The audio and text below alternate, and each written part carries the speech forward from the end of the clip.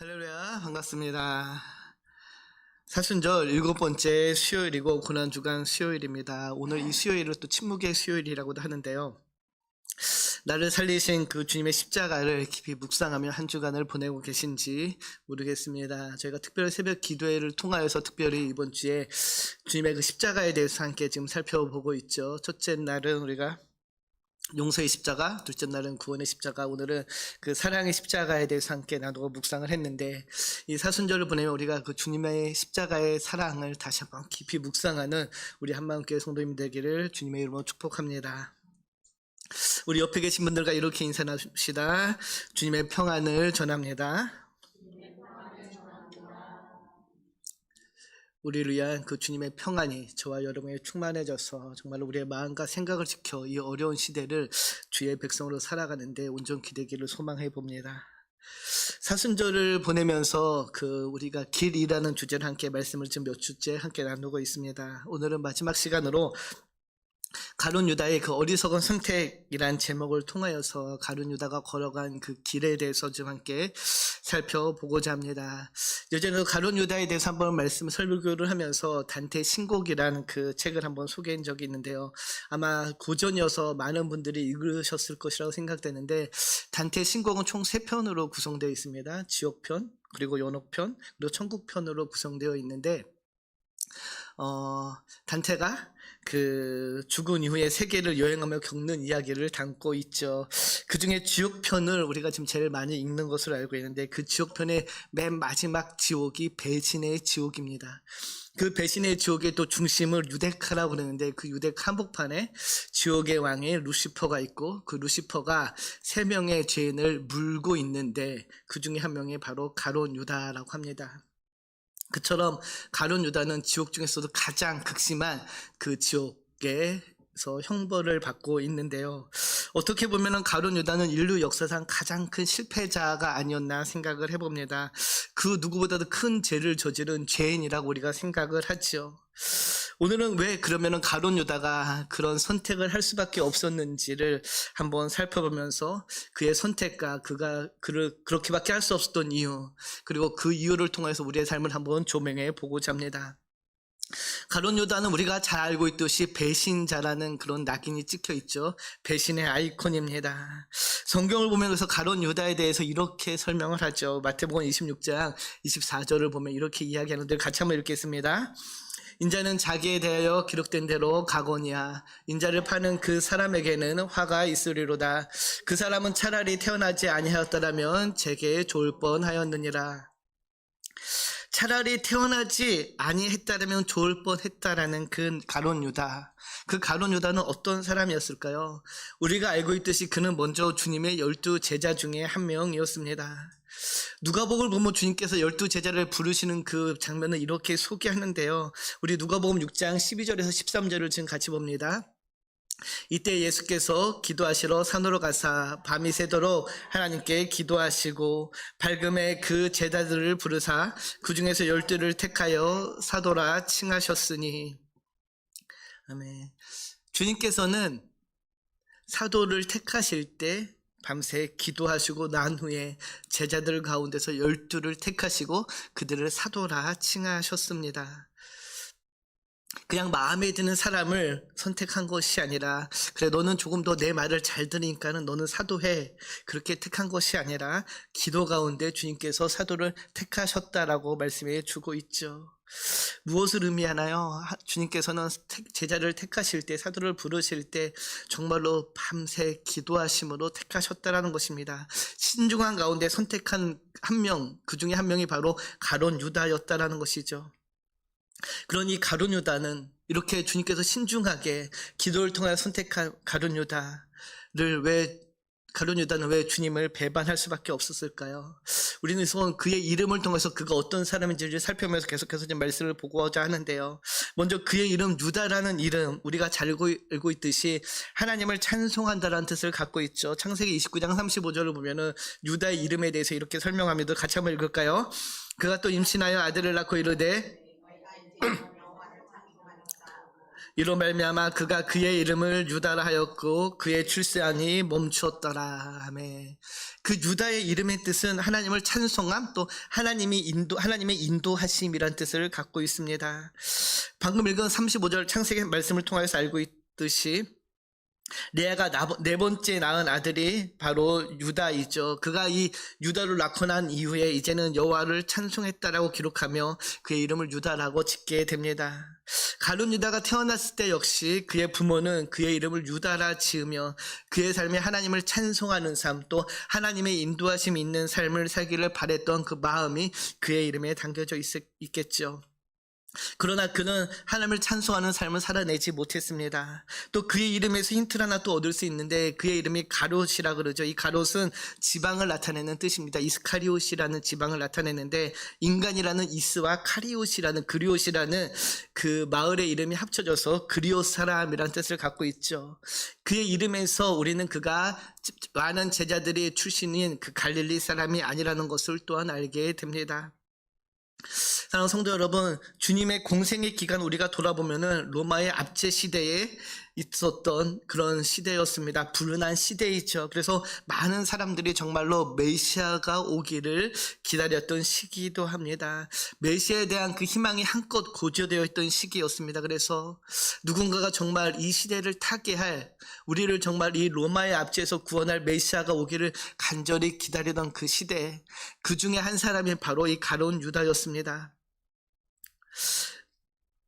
요한복음 6장을 보면은 많은 무리들이 예수님을 떠나는 장면이 기록됩니다. 그때 주님의 곁을 지켰던 가룟 유다였지요.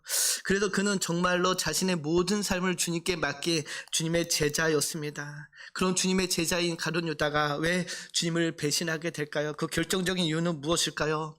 그 이유를 많은 학자들이 그의 깨어진 꿈, 환상에서 찾게 됩니다.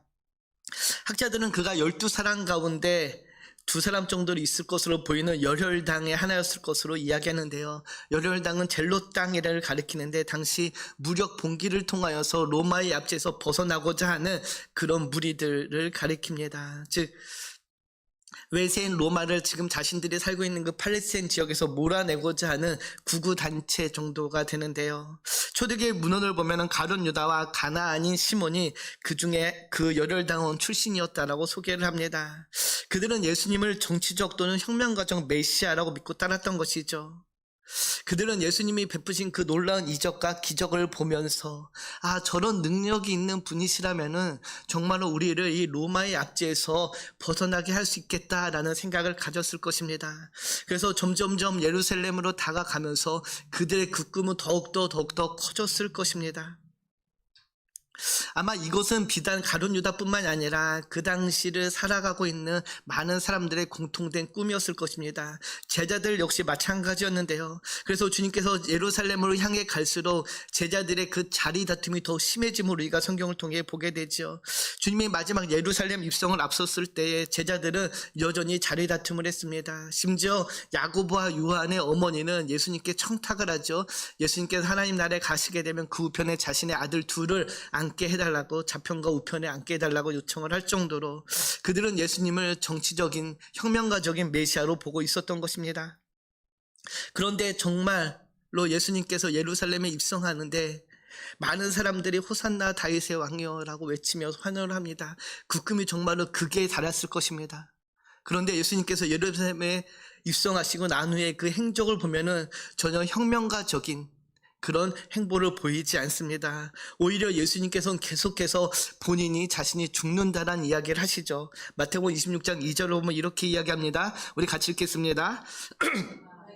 바와 같이 이틀이 지나면 유월절이라 인자가 십자가에 못 박히기 위하여 팔리리라 하시니, 주님께서는 계속해서 본인이 십자가에 못 박히며 팔릴 것을 이야기하십니다. 또 26장 12절에 보면 이렇게 이야기하죠.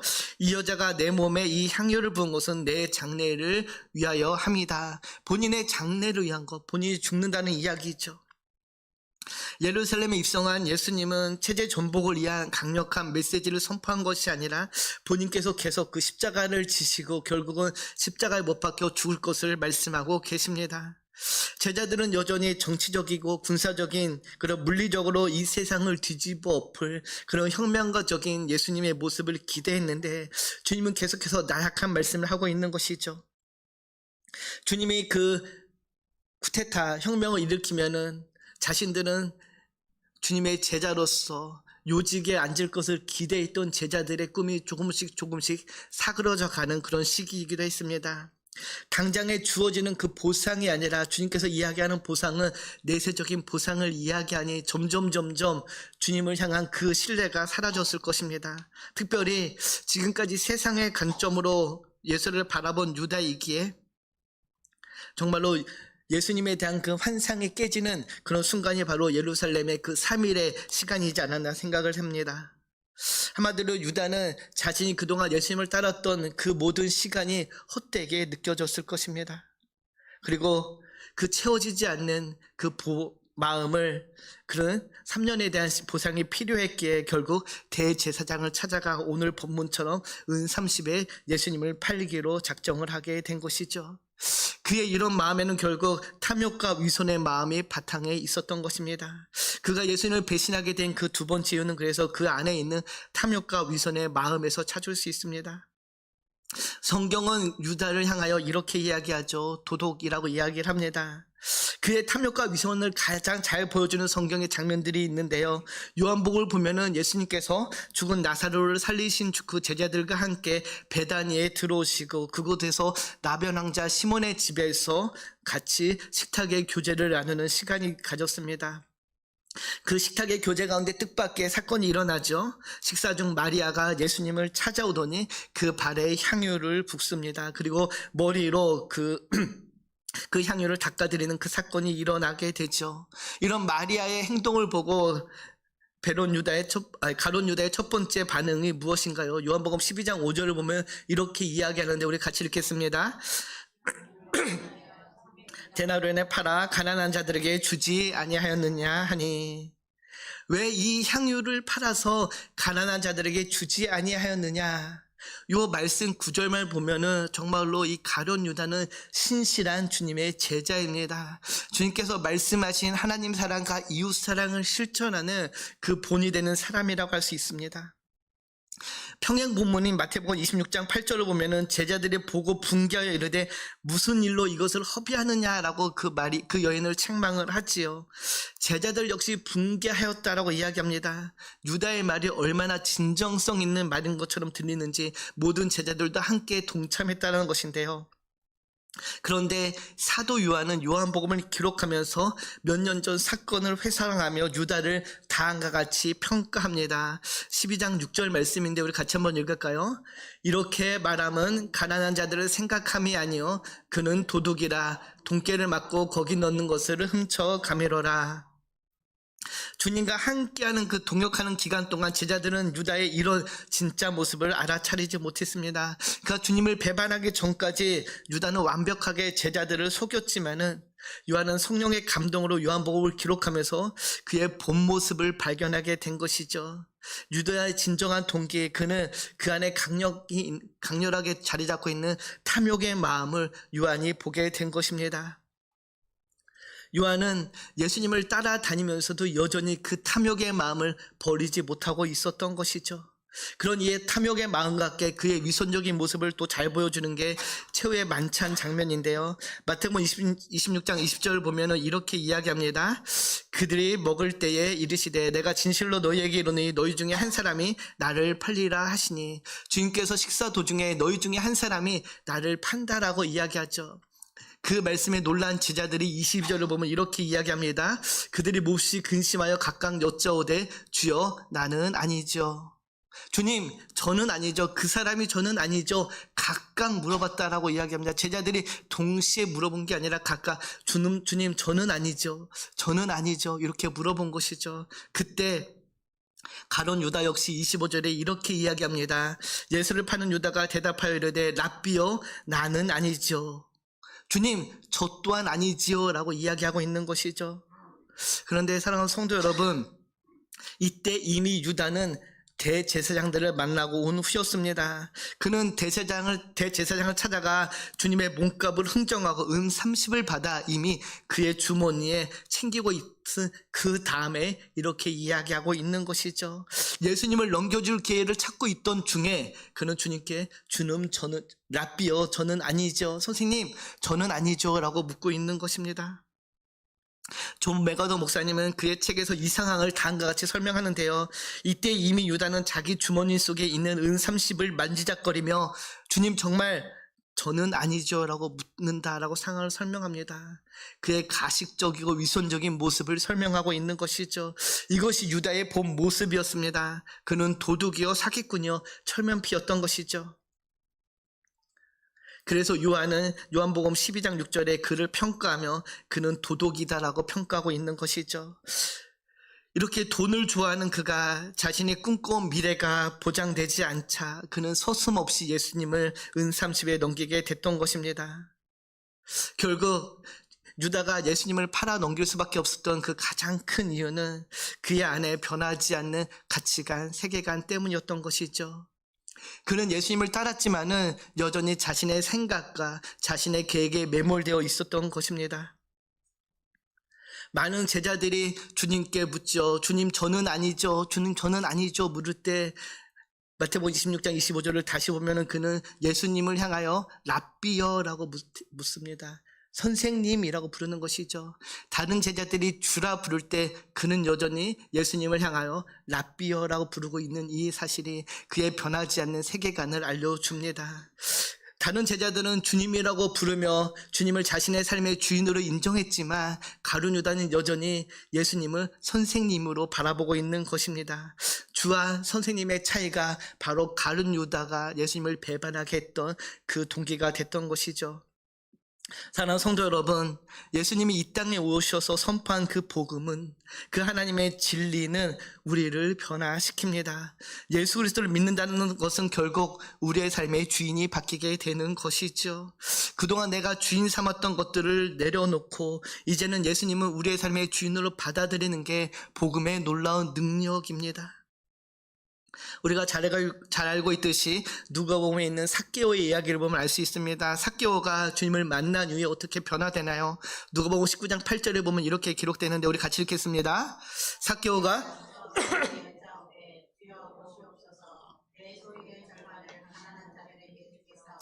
만일 누구의 것을 속여 빼앗은 일이 있으면 내 갑적이나 갖겠나이다. 아멘. 주님께서 삭개오를 만난 이후 삭개오에게 아무런 이야기도 하지 않았습니다. 네가 나를 믿는다라면 이젠 네 재산을 지금 나눠줘야 되지 않겠니? 베풀어야 되지 않겠니? 주님께서 이야기하지 않았죠. 그러나 주님을 만난 이후에 삭개오의 마음이 변화됩니다. 그가 갖고 있던 그 가치관, 세계관이 변화된 것이죠. 물질을 최우선으로 하던 그 삭개오에게 이제는 예수님이 돌아오자 그의 삶의 주인이 바뀌게 된 것입니다. 복음은 우리의 세계관을, 가치관을 변화시킵니다. 그래서 올바른 세계관의 변화 없이는 올바른 믿음이 우리 안에 자리 잡을 수 없게 된다는 것이죠. 가룟 유다가 그랬습니다. 그는 여전히 자신이 갖고 있던 그 가치관을, 세계관을 놓지 못했습니다. 그러니 주님을 향한 제대로 된 믿음이 그 안에 자리 잡을 수 없었던 것이죠. 사랑하는 성도 여러분, 예수를 믿으면은, 예수를 정말로 우리의 구주로 영접한다라면은 우리의 양심이 회복되고 거듭나야 합니다. 거듭날 수밖에 없습니다. 사도 베드로는 그래서 우리의 선한 양심이 회복되어진다라고 베드로전서에서 이야기를 하죠. 3년 동안 예수님과 함께 동고동락했지만은 그러나 여전히 가룟 유다는 예수님의 가르침이나 그가 말하는 하나님 나라에는 관심이 없었던 것이죠. 그는 결국 자신의 목적을 이루기 위해 예수님을 따라다녔던 거에 불과했을 뿐입니다. 그에게 여전히 그의 삶의 주인은 자신이었고 이 세상이었고 이 세상의 가치관과 기준이었던 것이죠. 사랑하는 성도 여러분, 가룟 유다를 통해 우리가 발견하게 되는 것이 있습니다. 우리가 알게 되는 것이 있습니다. 우리가 주님을 우리의 삶의 진정한 주인으로 받아들이고 인정하지 않는다라면은, 그래서 우리가 주님이 아닌 이 세상의 가치로 쫓아간다라면은 지금 우리가 세상의 관점으로 바라보는 것들이 언젠가는 우리로 하여금 주님을 배신하게 만들 수 있다라는 것이죠. 내가 주님을 진정한 나의 삶의 주인으로 인정하지 않고 주님의 가치관으로 이 세상을 살아가지 않는다라면은 우리가 지금 바라보고 있는 것들이 언젠가는 나로 하여금, 여러분으로 하여금 주님을 배신하게 할 수 있다는 것입니다. 지금 우리는 열심히 주님을 따라가는 것 같이 보이지만은 진정한 우리 안에 변화가 일어나지 않는다라면은 우리도 언제든지 가룟 유다처럼 될 수 있다는 것이죠. 가룟 유다는 주님을 따르면서도 자신의 꿈을 포기하지 못했습니다. 자기 안에 있는 그 탐심의 마음을 버리지 못했죠. 자신이 갖고 있는 그 세계관과 가치관의 기준을 포기하지 못했습니다. 결국 그는 주님 곁에서 주님이 아닌 선생님으로 예수님을 따랐기에 결정적인 순간에 사탄의 유혹에 넘어가 예수님을 배신하는 선택을 하게 된 것입니다.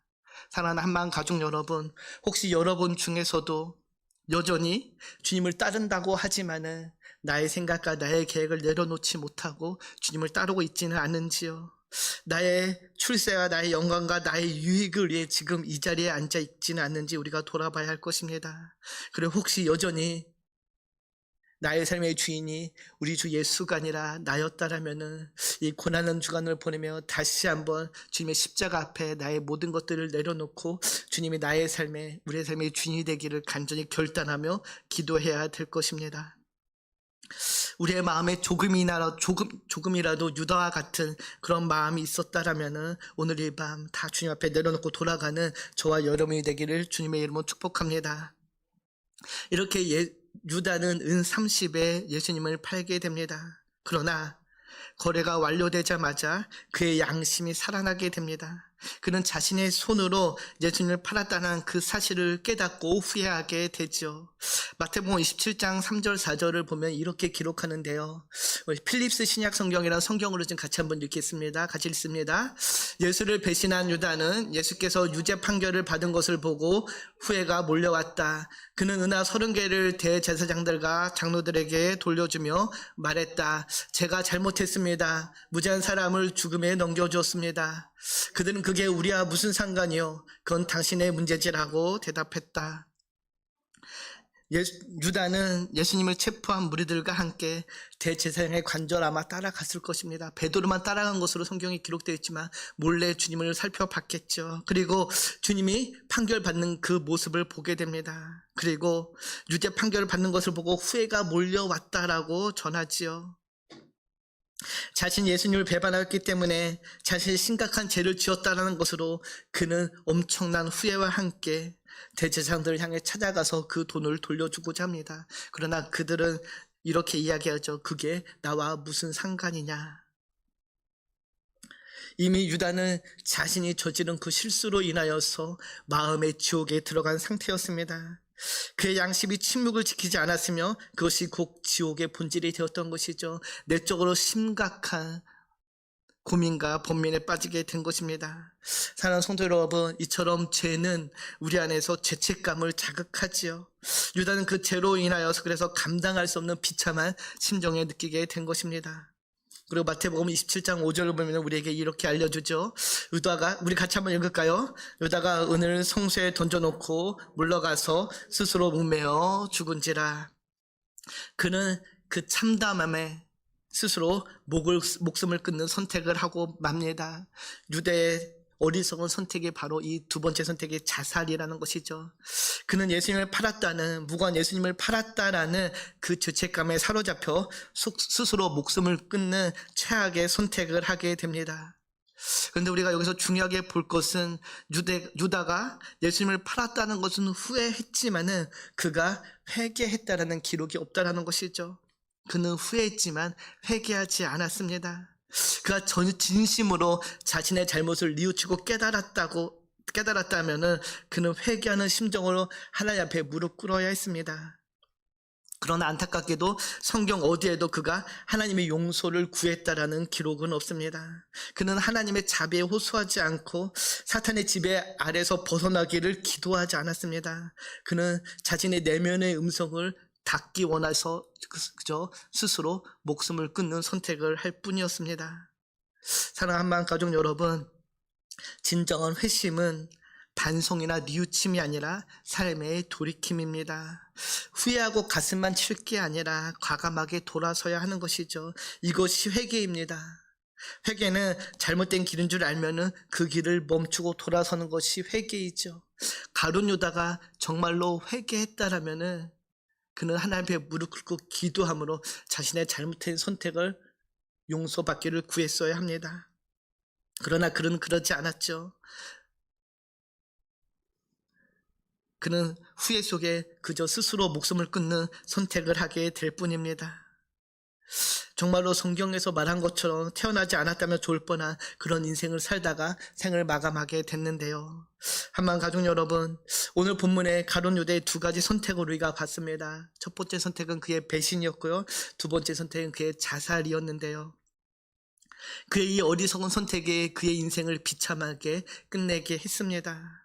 우리도 이 땅을 살아가면서 때때론 잘못된 선택을 할 때가 있습니다. 여러분 어떤 잘못된 선택을 하고 계십니까?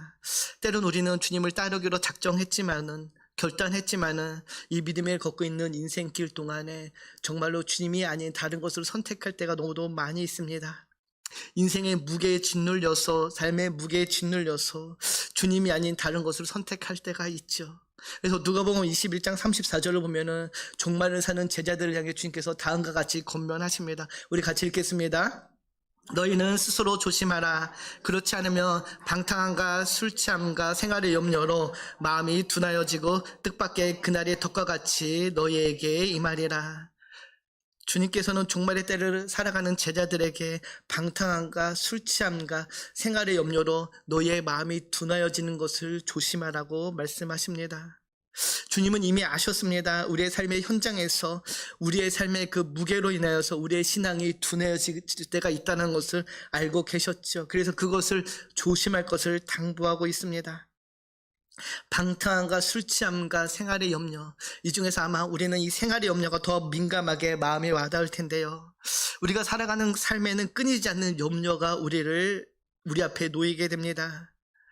그래서 때론 우리의 마음과 정신을 주님이 아닌 다른 것에 집중시키며 주님이 아닌 다른 것을 바라보게 하지요. 특별히 물질의 문제, 경제적인 염려는 더욱더 우리의 마음을 혼미하게 할 때가 있습니다. 그래서 심지어 주님의 전에 나아가지 못하고 기도하지 못하게 하고 그 염려에 매몰되게 할 때가 너무도 많은데요. 이 누가복음 21장 34절을 세번역에 보면 이렇게 번역합니다. 우리 같이 한번 세번역으로 다시 한번 볼까요? 너희는 스스로 조심해서 방탕함과 술 취함과 세상살의 걱정으로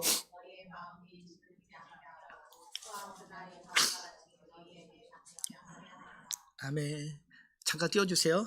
세상살의 걱정으로 너의 마음이 짓눌리지 않게 하라고 이야기하죠.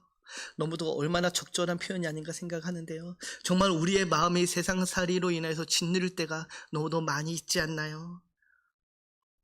생활의 어려움으로 염려가 우리의 마음을 짓누를 때가 너무도 많이 있습니다. 그래서 예배 자리에 나가고 싶지만, 기도의 자리에 나가고 싶지만 이런 짓눌로 인하여서 나가지 못할 때가 너무도 많이 있다는 것이죠.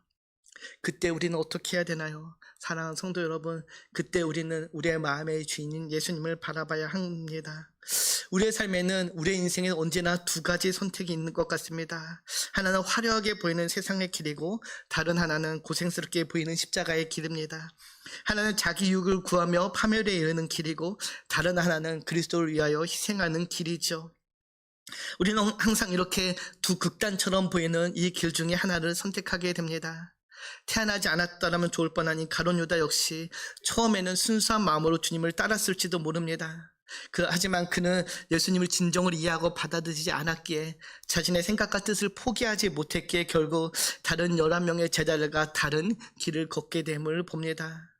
혹시 우리가 이 믿음의 길, 신앙의 길을 걸으면서 아직도 나의 뜻과 나의 계획을 내려놓지 못하고 계시다라면 생활의 염려로 우리의 마음이 짓눌려서 주님의 뜻을 이해하지 못하고 또 순종하지 못한다라면 사랑 한번 가족 여러분, 오늘 이 밤 우리는 결단함으로 다시 한번 내려놓아야 할 것입니다. 그래서 누가복음 21장 36절을 보면은 이렇게 우리에게 이야기해 주시죠. 같이 읽겠습니다.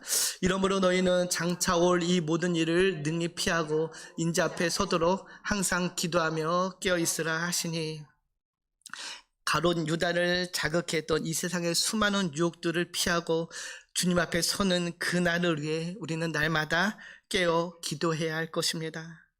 우리 주님이 우리 삶의 진정한 주인이 되실 수 있도록 날마다 나를 죽이고 내 안에 사는 예수로 살아갈 수 있도록 기도해야 된다는 것이죠. 사랑하는 한만 가족 여러분, 기도가 우리의 삶의 전부입니다. 그것이 우리의 삶의 능력이기에 우리는 항상 기도하며 깨어 있어야 될 것입니다. 사랑하는 성도 여러분, 이 사순절 고난주간을 보내며 우리는 더욱더 주님을 찾고 주님께 기도함으로 그분의 능력으로, 그 십자가의 능력으로 살아가는 저와 여러분이 되기를 축복합니다. 우리의 모든 것 되시는 주님과 함께 동행하는 복을 누리는 귀한 고난주간 되기를 주님의 이름으로 축복하며 기도합니다. 기도하겠습니다. 참 좋으신 하나님 감사합니다. 오늘 본문에서 가룟 유다의 모습을 보며 우리의 삶의 모습을 돌아봅니다. 우리도 가룟 유다처럼 주님을 따르고 있지만은 주님과 다른 꿈을 꾸며 주님과 다른 마음을 가지고 주님을 따르고 있지 않는지 돌아보며 혹시 우리 안에 있던 그 탐욕과 위선의 마음들이 있었다라면은 이 시간 다 주님 앞에 내려놓게 하시고 다시 한번 주님의 그 십자가의 은혜와 사랑을 기억하고 그 십자가의 은혜와 사랑이 회복되어져서 믿음으로 결단하며 나아가는 우리의 삶이 되게 하여 주시옵소서. 특별히 힘들고 어려울 때 주님을 바라보며 기도하며 나아가는 주의 자녀 되기를 소망하며 우리를 권하신 예수님의 이름으로 감사하며 기도드립니다. 아멘.